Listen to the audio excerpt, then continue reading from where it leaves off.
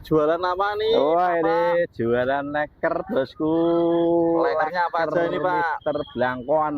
Oh, lekernya namanya Mister Blangkon. Gih, leker Mister Blangkon. Ini lekernya apa aja nih, Pak? Wah, Variannya? variannya banyak banget, dari harga 1.500 sampai harga 15.000, bosku. Yang 1.500 sudah ready ya, seperti ini ya. Jadi tinggal ini apa nih? Crispy. Toppingnya apa nih, Pak? Ini yang 1.500 nih. Coklat susu, meses bek susu. Terus seperti ini. Nah, kalau aneka toppingnya ada macam-macam ini. Ada bermacam, semuanya total ada 90 varian rasa. 90 varian rasa. Ya, dari 1.500 sampai ke 15.000, bosku. Yang paling laris apa, Pak? Best sellernya nih, Pak? Best seller biasa, best seller tuh coklat keju, coklat pisang, coklat Oreo, coklat Milo, bosku. Itu yang harga sama berapa? Telur nih? juga. Sama apa? Telur. Telur best seller itu telur. Wah, favorit itu, seneng makan telur di sini, bosku. Kok punya ide ini, Pak? Jualan leker ini, Pak? Gimana ceritanya dulu? Wah, ceritanya panjang nih, bosku. Awal mulai ki dulu waktu suka apa jenenge di mana itu? Di SMA 15 waktu itu. Nah, SMA 16 saya kebetulan kan punya teman toh di situ, nongkrong, terus coba-coba bikin leker. Caranya bikin leker dulu, kalau apa jenenge resepnya belum ketemu waktu itu. Bikin leker sih, baru beli leker bisa, baru browsing sama tanya temanku itu. Nah, seperti itu. Lah terus akhirnya jadilah sampai sekarang. Terus akhirnya tak coba dulu, pertama awal coba sekali trial toh tak bagikan 1 kilo ke tetangga, ke teman-teman. Kebetulan kok ada yang cocok seperti itu. Terus akhirnya tak lanjut ke jualan sendiri. Kok istilahnya antusias dari terutama anak-anak pada antusias banget beli.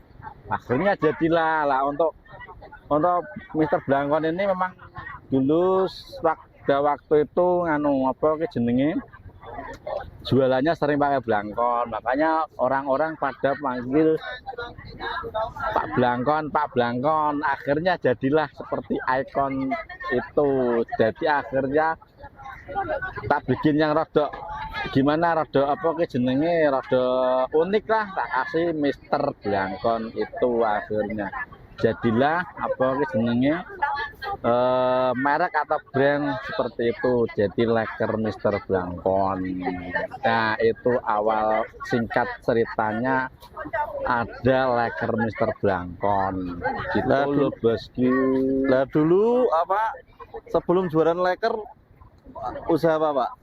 Oh, sebelum jualan leker saya itu karyawan swasta, karyawan di sebuah perusahaan. Terus akhirnya pada waktu itu memang kebetulan saya tuh mau ditugaskan, tapi sebelum waktu itu kan leker itu hanya sebagai sambilan ya. Jadi pulang kerja jualan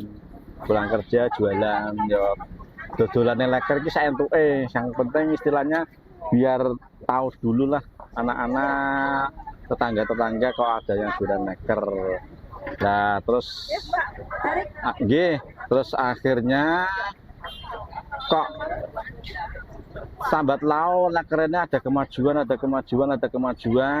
Terus saya dulu punya 5 outlet karyawan, 5 outlet kios di Tembalang, di Gergaji, di Sendang Mulyo, terus yang di Banjarsari juga ada. Terus yang di SMA 15 nih, cikal bakalnya kan di SMA 15 dulu.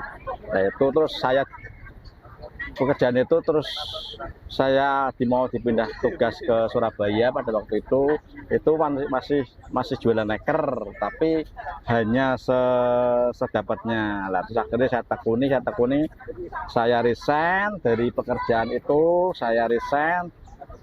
terus menekuni leker ini bosku, terus sampai sekarang alhamdulillah masih masih bisa eksis dan bisa bertahan, karena kemarin sempat gonjang-ganjing pada waktu itu ya, apa COVID itu bosku.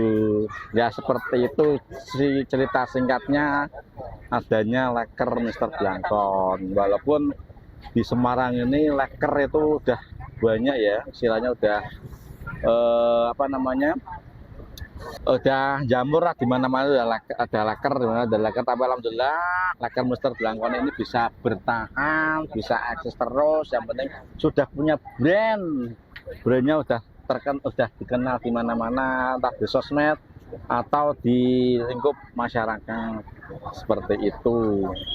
Udah ada INFB-nya, sudah ada izin edarnya, sudah ada sertifikat halalnya. Leker Mister Blangkon ini juga ada di swalayan pusat oleh-oleh ya bosku ya. Yang pertama itu di pusat oleh-oleh apa namanya, Lawang Sewu, pusat oleh-oleh Lawang Sewu. Terus yang kedua juga di swalayan Akpol. Terus yang ketiga di retail kayak warung-warung kecil sudah ada yang bentuknya kemasan ya bosku ya. Terus yang ketiganya terutama nih anak-anak SD ini kan pada suka di apa namanya, di kantin-kantin sudah ada, di kantin-kantin di seluruh Sendang Mulyo. Insya Allah kalau sedikit banyak menjumpai leker Mister Blangkon di kantin-kantin SD maupun SMP maupun SMA, insya Allah sudah ada. Nah seperti itu. Itu guys singkat apa awal dan cerita sedikit mengenai cikal bakal dari leker Mister Blangkon itu sendiri. Suka dukanya gimana Pak Blangkon ini untuk bikin, Gimana? untuk usaha leker ini suka dukanya? Oh, suka dukanya yaitu kalau apa namanya, kadang jenenge jualan itu pasang surut, kadang rame, kadang sepi, pasang ada. Jadi trafiknya itu nggak menentu. Ya sukanya kalau pas rame itu pasti suka. Nah pas kalau sepi ya itu juga termasuknya duka. Nah itu aja sih jenenge jualan ya, grafiknya naik turun. Ya pas lagi di sepi ya berarti ya duka. Seperti itu. Kalau lagi rame berarti suka. Kalau untuk pembuatan leker tuh yang paling sukar yang apa nih? Pembuatan Yang paling leker susah yang nih? paling kadang ini saya tuh walaupun udah bertahun-tahun berkecimpung di dunia perlekeran, dunia perlekeran itu kadang pada waktu bikin leker tuh suka ada produk gagal bosku. Jadi entah itu pertama, entah itu apa kompornya kurang panas, entah itu kepanasan, itu pun apa namanya sudah bisa mempengaruhi produk itu berhasil apa enggak. Lah saya walaupun sudah bertahun-tahun kadang masih apa namanya suka bikin produk saya tuh gagal. Dalam arti gagal tuh ya itu tadi, kadang kurang panas. Memang temperatur dari api ini harus pas dan harus terjaga. Kalau kurang panas ya nanti bentuknya menggelembung. Kalau kepanasan nanti apa namanya bentuknya nanti bolong-bolong. Jadi memang harus pas. Memang agak susah kalau bikin leker itu, maka tidak semua orang bisa bikin leker tuh memang nggak gampang, ya seperti itu. Untuk pelanggannya biasanya mana aja nih Pak? Oh pelanggannya terutama nih anak-anak SD ya, anak-anak ya cah cilik-cilik, terus SMP, ya semua kalangan lah kalau menurut saya. Anak-anak dewasa juga pada istilahnya pada seneng, terutama kalau yang seneng itu yang SMP, SMA sama anak kuliah tuh pada seneng banget ya, seperti itu.